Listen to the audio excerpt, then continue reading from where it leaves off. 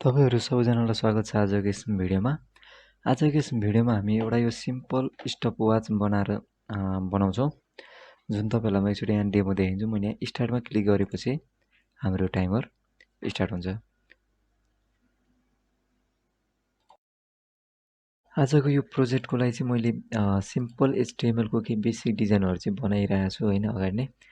यसमा मैले खासै केही त्यस्तो नयाँ केही पनि गरेको छैन। मैले सिम्पल इनपुट ट्यागहरु लिएको छु। त्यसमा चाहिँ हाम्रो जुन यो नम्बरहरु छ यो 00 भनेर यो डिस्प्ले भइरहेछ र पछि हामी यही भ्यालुलाई चाहिँ बढाउने काम गर्छौं 1 2 3 सिरियली। र सेपरेटरको लागि चाहिँ मैले h1 युज गरेको छु, जसको क्लास चाहिँ मैले h1 सेपरेटर भनेर राखेको छु। र जुन हाम्रो टेक्स्ट बक्सहरु छ यिनीहरुको मैले चाहिँ क्लास चाहिँ डिस्प्ले भनेर राखेको छु र आईडी चाहिँ मैले फरक फरक राखेको छु।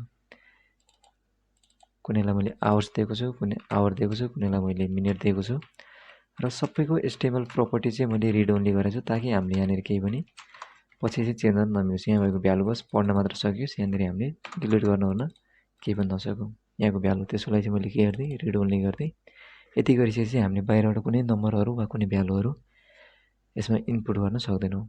र स्टार्टको लागि मैले एउटा सिम्पल स्टार्ट भनेर बटन बनाएको। यिनीहरुको सीएसएस चाहिँ यहाँ तपाईहरु देख्न सक्नुहुन्छ। मैले बेसिक सिम्पल एउटा डिजाइन बनाएको मात्रै हो, खास त्यस्तो केही पनि गरे हैन।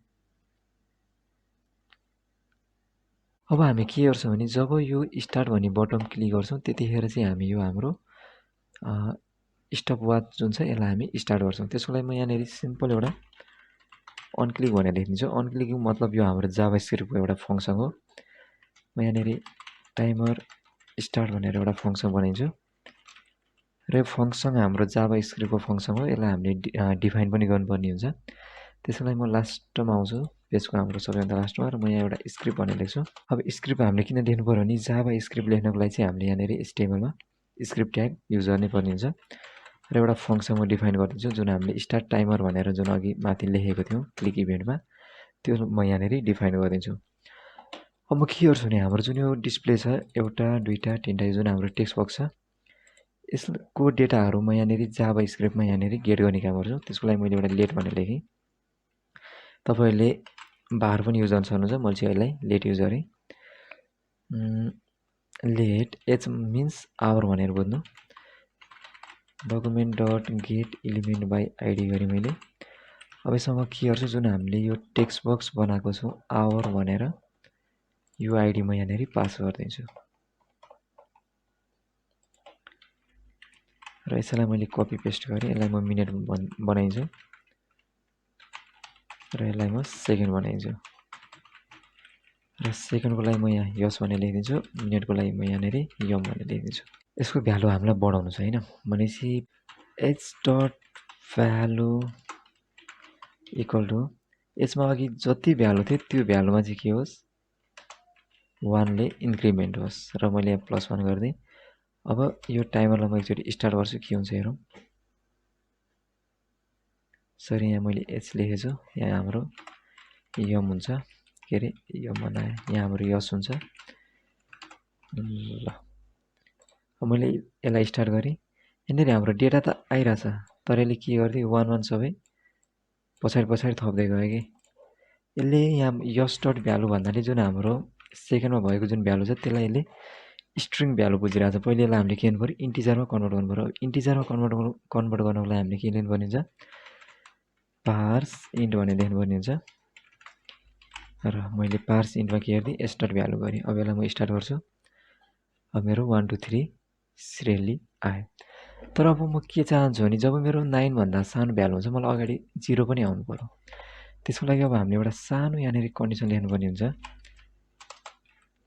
इफ र यसको एउटा मैले इल्स पार्ट बनाएँ। इल्समा त म यही राखिदिन्छु र इफमा चाहिँ म के गर्छु जुन यसको भ्यालु हुन्छ त्यो भ्यालुमा अगाडि 0 एड होस् र पछाडि के होस् हाम्रो जुन पार्स जुन पुरानै भ्यालु थियो त्यसमा 1 ले इन्क्रिमेन्ट भएर आओस्। s डट भ्यालु चाहिँ लेस देन इक्वल हुन्छ यदि 10 भन्दा यसलाई के गरौँ भने लेस देन इक्वल हुन्छ 9 भन्दा र यसमा अझै के गरौँ +1 पनि इन्क्रिमेन्ट गरौँ ताकि यो जुन स्टार्ट भ्यालुमा जति भ्यालु छ त्यसमा 1 जोड्दाखेरि त्यो भ्यालु चाहिँ यदि 9 सँग इक्वल हुन्छ वा 9 भन्दा सानो हुन्छ नि त्यसको अगाडि 0 एड होस् होइन भने चाहिँ जुन भ्यालु छ त्यही भ्यालु नै यसमा के होस् सो होस् यसलाई हामीले यहाँ बाहिर लेख्नु पर्थ्यो हामीले सिधै भित्र लेख्थ्यौँ त्यो एउटा सानो मिस्टेक हो अब त समस्या फिक्स भइसक्यो ल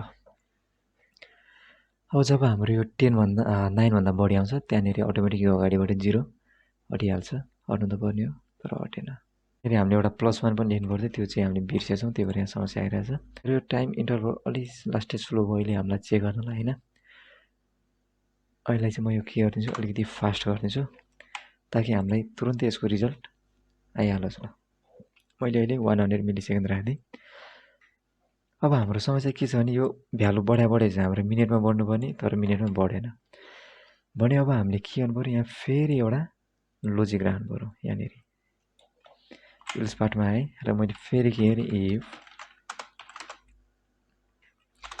र मैले यहाँनिर इल्स भनेर गरिदिएँ यदि यसलाई पहिले इन्टिजरमा पास गरिहालौँ स्टार्ट भ्यालु यदि ग्रेटर आउँछ 59 भन्दा त्यतिखेर हामी के गर्छौँ स्टार्ट भ्यालु इक्वल टु मैले 00 भनेर राख्दिएँ र मैले के गरेँ फेरि मैले के गरेँ भने m dot value equal to यसलाई पनि हामीले पहिले इन्टिजरमा पास गर्नु पर्यो पार्स स्मल क्यापिटल हामीले एकदम यहाँ ख्याल गर्नुपर्ने हुन्छ parse int m dot value plus मैले 1 गरिदिएँ ल अब यसको रिजल्ट हेरौँ के आउँदो रहेछ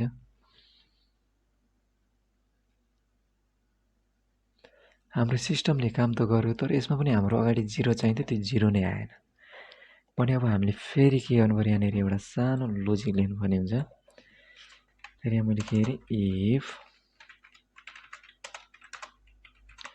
र यसलाई म इल्स पार्टमा राखिदिन्छु र यो माथिकै लोजिकलाई म कपी गर्छु होइन यति कोडलाई किन बारम्बार लेखिरहनु ल मैले यहाँ के गरेँ यसको ठाउँमा अब हामीले यहाँनिर यम लेख्नु पर्यो र त्यस्तै यहाँनिर यसको ठाउँमा हामीले यम भनेर लेख्नु पर्यो र यहाँ पनि यसको ठाउँमा हामीले यम लेख्नु पर्यो र इन्टरभलमा अझै कम गरिदिन्छु यसलाई म 20 जति राखिदिन्छु ताकि हाम्रो तुरुन्तै यसको रिजल्ट आइहालोस् सायद हाम्रो सिस्टमले काम गरे जस्तो छ गर्नु त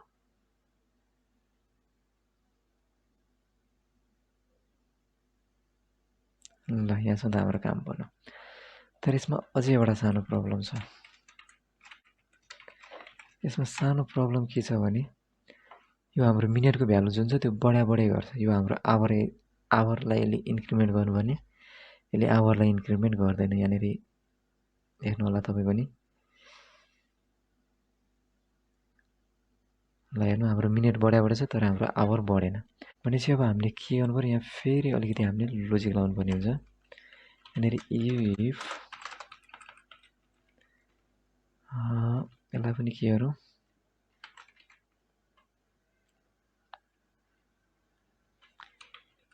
यहाँनिर मैले parse int m dot value greater हुन्छ हाम्रो यदि 59 भन्दा भने त्यतिखेर हामीलाई के हुन्छ m डट भ्यालु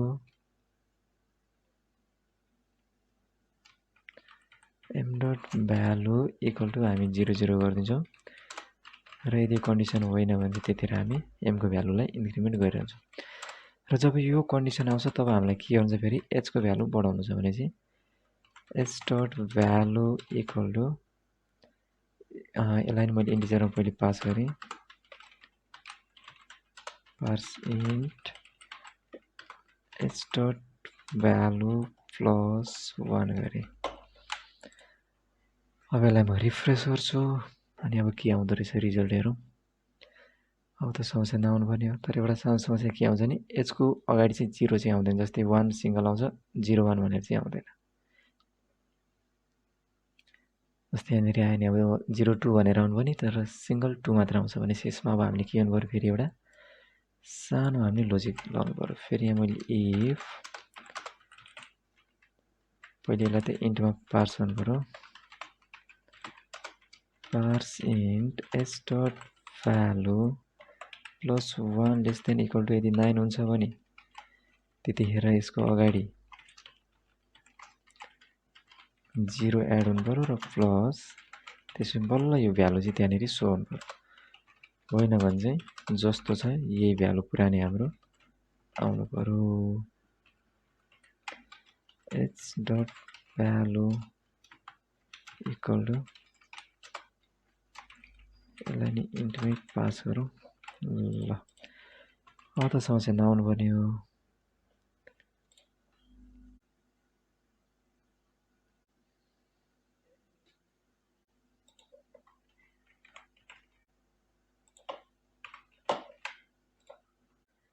ल अब यहाँ हेर्न सक्नुहुन्छ हाम्रो सिस्टमले पुरै काम गरिरहेछ हैन यसमा कुनै पनि प्रब्लम छैन अब यहाँनिर हाम्रो अगाडि 0 आउनु पनि त्यो पनि आइरहेछ हैन आवरमा मिनेटमा सेकेन्डमा सबै अब यसको भ्यालु चाहिँ एकदम फास्ट चलिरहेछ यहाँ मैले मल्टिप्लाई 50 गरिदिएको छु त्यही भएर हो र प्लस यसको हामीले टाइम इन्टरभल के गर्दैछ 1 मिली सेकेन्ड गर्दैछ अब यसलाई हामीले 1000 सेकेन्ड के अरे मिली सेकेन्ड गर्ने बित्तिकै अब हाम्रो सिस्टम प्रपर तरिकाले काम गर्छ यो सिस्टमले यतिन्जेलसम्म तपाईहरुले भिडियो हेरिदिनु भयो तपाईहरुलाई धेरै धेरै धन्यवाद र भिडियो मन परेमा लाइक गरिदिनु होला शेयर गरिदिनु होला र च्यानललाई सब्स्क्राइब पनि गरिदिनु होला र कुन टपिकमा तपाईहरु भिडियो हेर्न चाहनुहुन्छ सिम्पल कमेन्ट गरेर भनिदिनु त्यो टपिकलाई कभर गरेर म एउटा नयाँ भिडियोहरु बनाउने कोसिस पनि गरौँला हैन हस्त धन्यवाद